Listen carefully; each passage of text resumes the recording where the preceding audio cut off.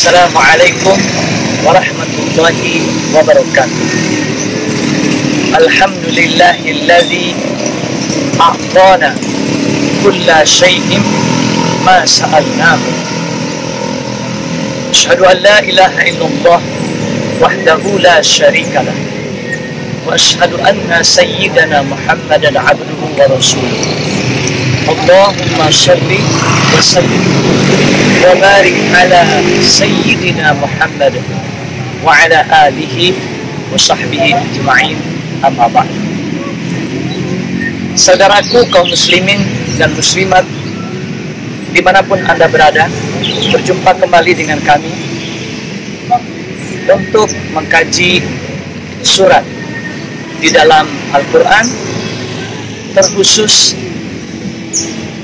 mengkaji makna dan juga keserasian bunyi dari akhir-akhir ayat di dalam satu surat. Saya doakan mudah-mudahan pemirsa sekalian, Allah berikan kesehatan, kelancaran segala urusan, serta kemudahan dalam menjalani aktivitas. Pembahasan kali ini tentang surat Al-Kautsar. Bunyinya saya bacakan. A'udzu billahi minasy syaithanir rajim. Bismillahirrahmanirrahim. Inna a'tainakal kautsar fasholli li rabbika wanhar inna syani'aka huwal abtar. Itu bunyi dari surat Al-Kautsar, terdiri dari 3 ayat. Kalau kita perhatikan atau kita simak, maka di akhir-akhir tiap ayat dalam surat Al-Kautsar ini ada keserasian bunyi atau kesamaan bunyi di akhir-akhir ayatnya. Dan bukan cuman keserasian bunyi, tapi huruf-hurufnya pun berakhiran sama, yaitu huruf ro. Seperti di ayat yang pertama, Inna a'tainakal kautsar, diakhiri dengan huruf ro. Kemudian di ayat yang kedua, Fasholli li rabbika wanhar, diakhiri dengan huruf ro juga. Dan ayat yang ketiga, Inna syani'aka huwal abtar, juga diakhiri dengan huruf ro. Jadi tidak hanya bunyi ada kesamaan, keserasian, tetapi juga bahkan huruf-hurufnya juga sama, yaitu huruf ro. Tentu keserasian bunyi bahkan huruf di akhir-akhir ayat lagi-lagi bukan suatu kebetulan, tapi sudah Allah desain, Allah sudah buat sehingga indah untuk kita dengar dan juga kita baca. Setelah kita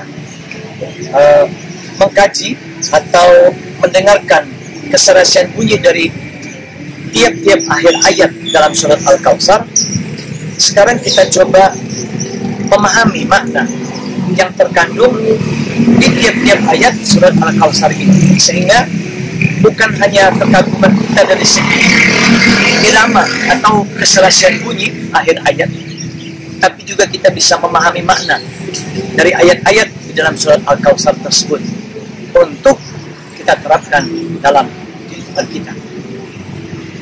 Sekarang kita coba kaji ayat yang pertama. Inna a'tainakal kautsar. Inna itu 2 kata. Pertama, inna yang artinya artinya sesungguhnya. Yang kedua, na artinya kami. A'tayna itu kata yang ketiga, artinya kami telah memberikan. Ka sesudah kata a'tayna itu juga kata tersendiri, artinya mu. Jadi a'tainaka, kami telah memberikan kepadamu. Lalu kata yang terakhir di ayat pertama ini, Al-Kautsar. Al-Kautsar itu artinya nikmat yang banyak. Meskipun kata Al-Kautsar juga bisa dimaknai dengan sungai atau telaga yang ada di surga. Salah satunya namanya Al-Kautsar. Tetapi pemahaman umum dari ahli-ahli tafsir, Al-Kautsar itu artinya nikmat yang banyak. Jadi kalau kita pahami secara keseluruhan satu ayat ini, yaitu inna a'tainakal kautsar, sesungguhnya kami telah memberikan kepadamu nikmat yang banyak. Ayat ini merupakan pernyataan Allah kepada Nabi Muhammad. Sesungguhnya kami, yang mengatakan kami di sini adalah Allah. A'tainaka, kami telah memberikan kepadamu Muhammad Al-Kautsar, nikmat yang banyak. Banyak sudah nikmat yang Allah berikan kepada Nabi Muhammad. Dia diangkat sebagai Nabi dan Rasul. Kemudian diberi mukjizat berupa Al-Quran, punya istri, punya anak, punya keturunan. Itu juga merupakan nikmat-nikmat yang Allah berikan kepada Nabi. Dan tentu nikmat-nikmat yang lain berupa perlindungan, pertolongan kepada Nabi, sehingga ini merupakan akumulasi dari nikmat-nikmat yang Allah berikan kepada Nabi Muhammad. Jadi kata Al-Kautsar itu berasal dari kata Al-Katsir yang artinya banyak. Al-Kautsar itu lebih dari banyak, maka diartikan sangat banyak. Karena saking banyaknya nikmat yang Allah berikan kepada Nabi Muhammad, maka Allah katakan dengan kata Al-Kautsar, artinya nikmat yang banyak. Setelah kita mengkaji makna dari ayat yang pertama dari surat Al-Kautsar, sekarang kita kaji lagi ayat yang kedua. Fasolli li rabbika wanhar. Fasolli itu terdiri dari dua kata. Fa artinya maka, solli artinya sholatlah. Li rabbika itu tiga kata. Yang pertamanya li artinya untuk, Robbi Tuhan, ka artinya mu. Jadi li rabbika untuk Tuhanmu. Kemudian wanhar itu dua kata. Yang pertama wa artinya dan, yang kedua inhar artinya berkurbanlah. Ayat yang kedua ini merupakan kelanjutan dari ayat yang pertama, ditandai dengan kata fa yang artinya maka. Artinya ada kesinambungan antara ayat yang pertama dengan ayat yang kedua. Apa hubungannya? Ketika Allah sudah memberikan nikmat yang banyak kepada Nabi Muhammad, maka Allah perintahkan kepada Nabi Muhammad untuk apa? Sholatlah. Sholat di sini mencakup sholat-sholat yang wajib 5 waktu dalam sehari. Tetapi terkhusus lagi perintah sholat ini adalah sholat Idul Adha. Dari mana kita bisa pahami bahwa perintah sholat khususnya lagi Idul Adha? Karena pada kalimat berikutnya dalam ayat ini, wanhar. dan berkurbanlah. Jadi perintah untuk sholat meskipun dipahami mencakup seluruh sholat yang diwajibkan, tetapi terkhusus lagi adalah sholat Idul Adha, karena terkait dengan kalimat keduanya. Jadi kalimat pertama dalam ayat yang kedua ini, fasholli li rabbika, itu kalimat pertama, wanhar, dan berkurbanlah. Jadi meskipun satu ayat yang kedua ini, tapi sudah terdiri dari dua kalimat. Nah, karena kalimat pertama ini perintah untuk sholat, maka di kalimat yang kedua, wanhar, itu kita bisa pahami perintah untuk berkurban. Wanhar, dan berkurban, atau sembelihlah hewan kurban. Dari kalimat kedua ini, perintah untuk menyembelih hewan kurban, itu kita bisa pahami bahwa perintah sholat pada kalimat pertama di ayat yang kedua ini, itu mencakup sholat Idul Adha. Baik perintah untuk sholat maupun perintah untuk berkurban, kata Allah, li rabbika, untuk Tuhan. Kenapa Allah tegaskan bahwa perintah untuk sholat, perintah untuk berkurban, itu li rabbika, untuk Tuhan? Karena orang-orang kafir, orang-orang musyrik saat itu, mereka juga sudah melakukan ibadah sesuai dengan keyakinan mereka. Tetapi ibadah atau ritual yang mereka lakukan bukan untuk Allah, karena memang mereka orang-orang kafir atau orang-orang musyrik. Ibadah yang mereka lakukan untuk berhala-berhala mereka, untuk selain Allah. Maka Allah perintahkan kepada Nabi Muhammad untuk sholat, sholli, wanhar, dan berkurbanlah li rabbika, untuk Tuhan. Jadi perintah untuk sholat dan berkurban hanya untuk Allah, dan perintah untuk sholat dan berkurban merupakan kesyukuran nikmat dari hamba, khususnya Nabi Muhammad, kepada Allah. Kenapa? Sholat dan berkurban sebagai bentuk rasa syukur, karena Allah sudah memberikan nikmat yang banyak kepada Nabi Muhammad, seperti yang dicantumkan di ayat yang pertama tadi, Al-Kautsar. Setelah kita mengkaji makna dari ayat yang kedua dari surat Al-Kautsar, maka kali ini kita lanjutkan pemahaman dari ayat yang ketiga. Inna syani'aka huwal abtar. Sesungguhnya, kata yang pertama inna artinya sesungguhnya. Syani'aka itu dua kata. Syani'a artinya yang membenci, kamu. Jadi syani'aka yang membencimu, huwal abtar, dua kata. Huwa artinya dia, al-abtar artinya terputus. Jadi kalau kita pahami secara keseluruhan makna ayat yang ketiga ini, inna syani'aka huwal abtar, sesungguhnya yang membencimu dia terputus. Seharusnya Nabi Muhammad sebagai Nabi dan juga Rasul diutus oleh Allah kepada umatnya, diikuti oleh umatnya, diimani dan diteladani ajaran-ajarannya atau contoh-contoh yang diberikan oleh Nabi Muhammad. Tetapi dalam kenyataannya terjadi perselisihan di antara umat Nabi Muhammad.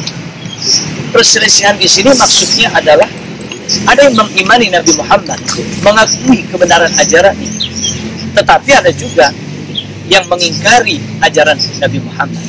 Bahkan bukan cuma mengingkari, tetapi juga mengejek, meledek, dan juga mendoakan yang buruk untuk Nabi Muhammad.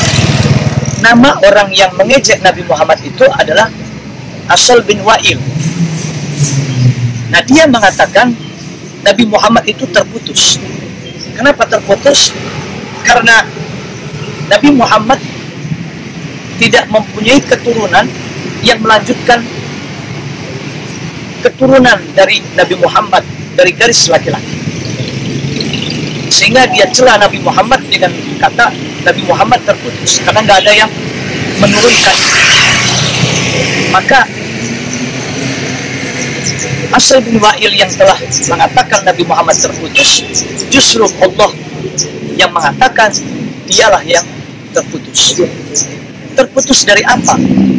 Orang yang telah mencela Nabi Muhammad, mengejek Nabi Muhammad, terputus dari rahmat Allah, baik di dunia maupun nanti di akhirat kelak. Jadi bukanlah Nabi Muhammad yang terputus keturunannya atau yang terputus nikmatnya dari Allah, tetapi justru orang yang mencelanya itu yang terputus dari rahmat Allah.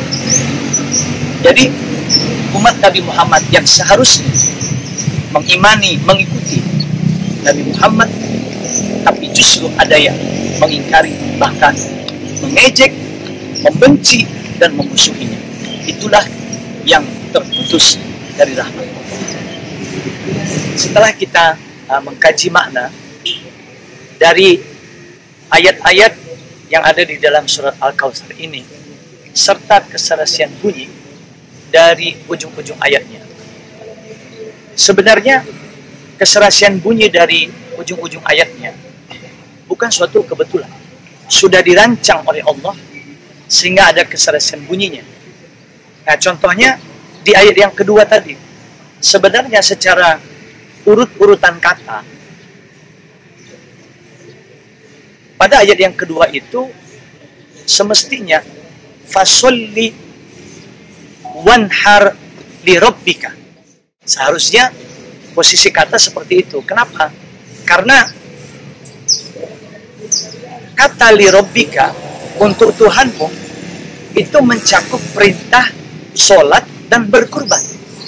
Jadi seharusnya maka sholatlah dan berkurbanlah untuk Tuhanmu. Tetapi kata li rabbika diletakkan sesudah kata sholli, fasolli li rabbika, baru diikuti dengan wanhar. Nah, seandainya urut-urutan kalimat atau kata fasolli wanhar li rabbika tentu tidak indah, tidak serasi ujung-ujung ayatnya. Makanya meletakkan kata li rabbika didahulukan dibanding wanhar, biar ujung ayat ada huruf ro sesuai dengan ayat yang pertama maupun ayat yang ketiga, sehingga bunyinya fasolli li rabbika wanhar, maka sholatlah untuk Tuhanmu dan berkurbanlah. Tetapi bisa juga kita pahami, maka sholatlah dan berkurbanlah untuk Tuhanmu. Begitulah Al-Quran. Tidak hanya kandungannya yang syarat akan makna terkandung di dalamnya, tetapi juga keindahan bunyi dari tiap-tiap ujung ayatnya untuk kita apresiasi, untuk kita hargai dan kita kagumi. Itu bukti bahwa Allah yang maha kuasa atas segala sesuatu mampu melakukan apa yang Dia kehendaki, termasuk juga Allah kuasa untuk membuat ayat-ayat layaknya baik bait syair atau puisi ada keserasian bunyi dan bahkan kesamaan huruf di akhir-akhir ayatnya. Mudah-mudahan penjelasan tentang surat Al-Kautsar ini menambah kecintaan kita kepada Al-Quran untuk kita baca karena indah dan serasi bunyi-bunyi ujung-ujung ayatnya, dan juga menambah kecintaan kita karena kita memahami kandungannya untuk menjadi pedoman dalam hidup kita, kita terapkan dalam kehidupan kita. Terima kasih atas perhatiannya. Mudah-mudahan apa yang kami sampaikan bermanfaat. Mohon maaf kalau ada kekurangannya. Billahi taufiq wal hidayah. Wassalamualaikum warahmatullahi wabarakatuh.